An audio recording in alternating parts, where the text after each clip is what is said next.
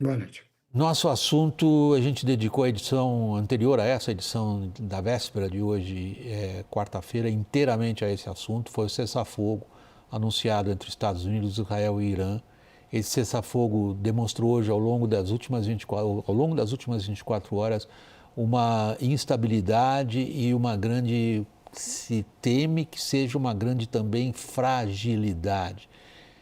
Isso ocorreu basicamente, mas não só, mas o fator principal foram pesadíssimos ataques israelenses contra Beirute, os mais pesados desde o início dessa última fase da guerra no Oriente Médio, desde o final de fevereiro. Realmente, esses acontecimentos colocaram em dúvida se esse cessar-fogo é ou não é sustentável, é o que nós vamos examinar logo mais, depois da reportagem de Mariana Giangiacomo. Os ataques continuaram mesmo horas depois do anúncio da trégua. Arábia Saudita, Kuwait, Bahrein, Catar e Emirados Árabes Unidos reportaram ataques ao longo do dia. Segundo o Kuwait, drones iranianos atingiram instalações petrolíferas, centrais elétricas e usinas de dessalinização de água. O Irã também registrou um bombardeio que atingiu a refinaria de Lavan e não deixou vítimas.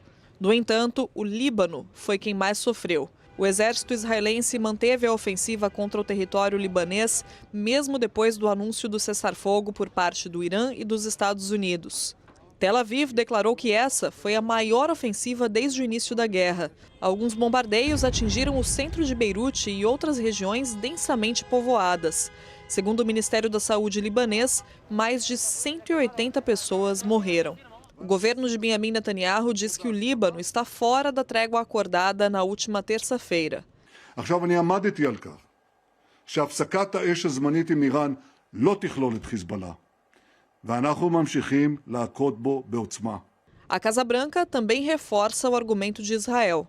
Lebanon is not part of the ceasefire. That has been relayed to all parties involved in the ceasefire. Os iranianos insistem que o Líbano era parte do acordo desde o início e, diante da sequência de ataques, o Irã anunciou um novo fechamento do Estreito de Hormuz e ameaçou abandonar o cessar-fogo.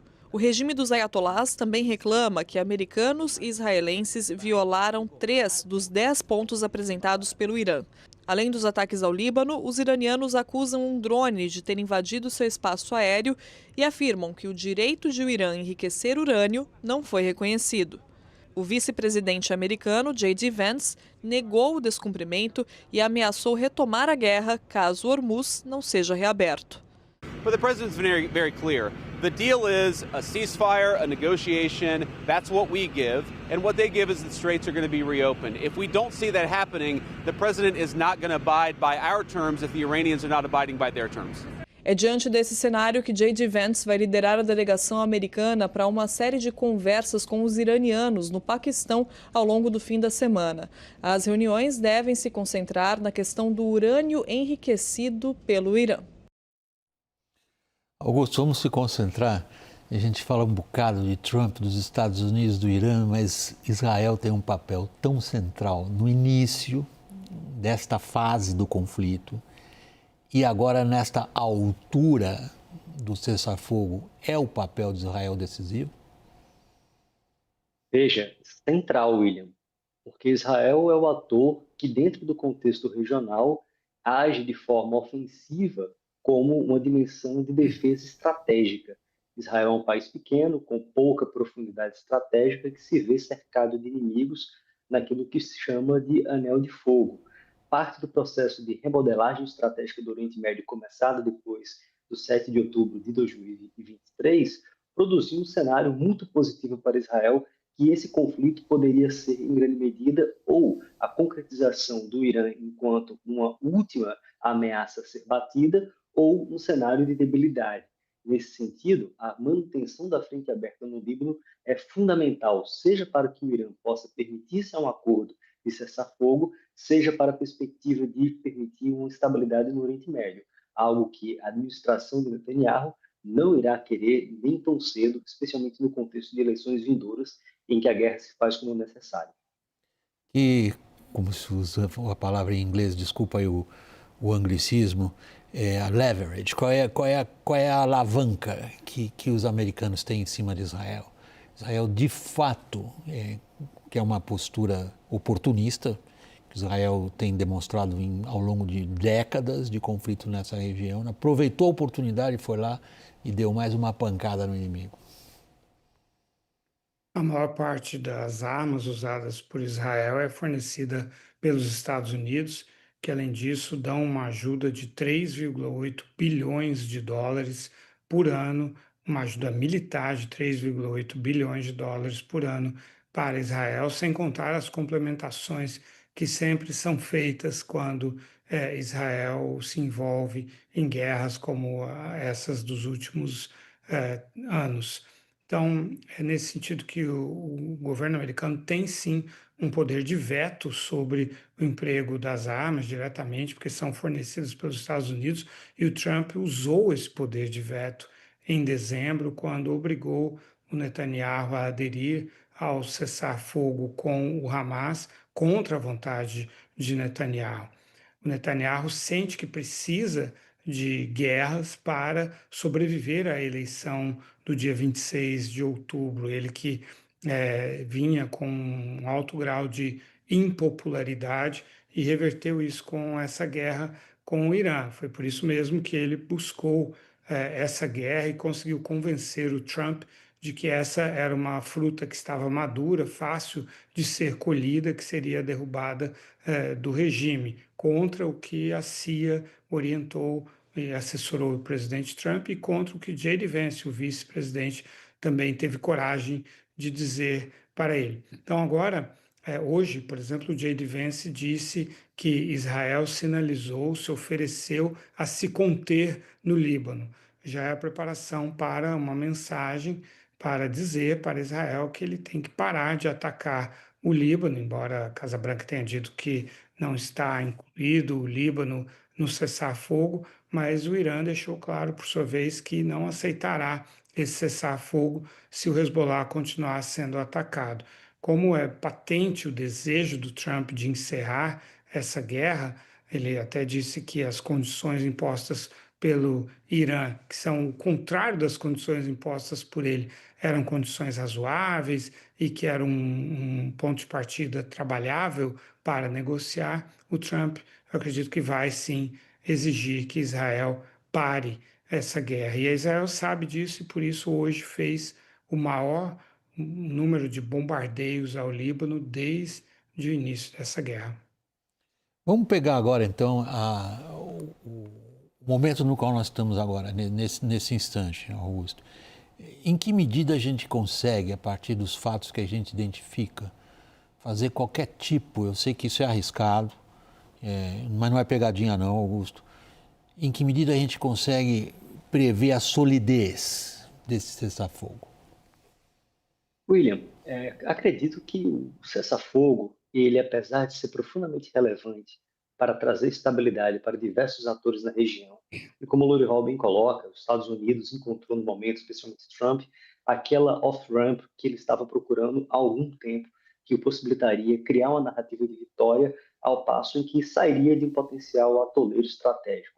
A grande questão é que os termos do cessar-fogo, além de serem muito especificamente pró-Irã, são, em grande medida, difíceis de digerir por uma administração americana. Em que sentido? Se olharmos para os 10 pontos, eles são basicamente propostas ou demandas que um país vitorioso numa guerra faria. Entre elas, coisas que nem a Rússia fez em relação aos Estados Unidos no período pré-invasão da Ucrânia, como, por exemplo, a retirada de todas as bases americanas do Oriente Médio, em grande parte, algo que é inimaginável. Se nós considerarmos o contexto pré-invasão plena da Ucrânia, a Rússia solicitou a retirada das bases americanas dos países que entraram na OTAN após a queda da União Soviética. Se você considerar uma circunstância como essa, os termos que o Irã coloca são termos muito duros, são termos de um país vitorioso no campo de batalha, algo que no nível tático não é verídico, apesar de que no nível estratégico, até o momento, o Irã tem vencido, dado que o regime subsiste em relação aos desejos de mudança de regime dos Estados Unidos e Israel. Se você considera isso, o acordo de cessar-fogo ele pode ser, em grande medida, algo sólido que se desmancha no ar muito em breve. É por isso que essas 2 semanas serão muito tensas e talvez violentas. A gente não viu até agora, na prática, pelo noticiário que a gente acompanha, Lourival, sobretudo o noticiário que vem dos armadores e dos donos de navios, o tal da abertura do Estreito de Hormuz, porque assim foi apresentado ontem, 24 horas atrás, o fundamento desse cessar-fogo. Vamos parar de bombardear vocês e vocês vão parar de fechar o Estreito de Hormuz. Os bombardeios, pelo menos no Irã ou ali, diminuíram muitíssimo, sobretudo comparado à violência que estava 48 horas atrás. Agora, o Estreito de Hormuz continua, na prática, muito pouco usado, o que é diferente de dizer que está fechado. Está fechado ou está aberto? Hoje, a informação que eu tenho é que passaram 2 navios de bandeira chinesa e 2 navios de bandeira grega. Então, continua no mesmo ritmo, com o Irã arbitrando, em termos absolutos, quais são os navios que podem passar. O único país que cumpriu os termos de cessar-fogo hoje foram os Estados Unidos. O Irã bombardeou a Arábia Saudita, o Kuwait, o Bahrein, os Emirados Árabes Unidos, Israel bombardeou o Líbano. Então, o Irã manteve o controle sobre o estreito. Hoje eu conversei longamente com um funcionário do governo iraniano.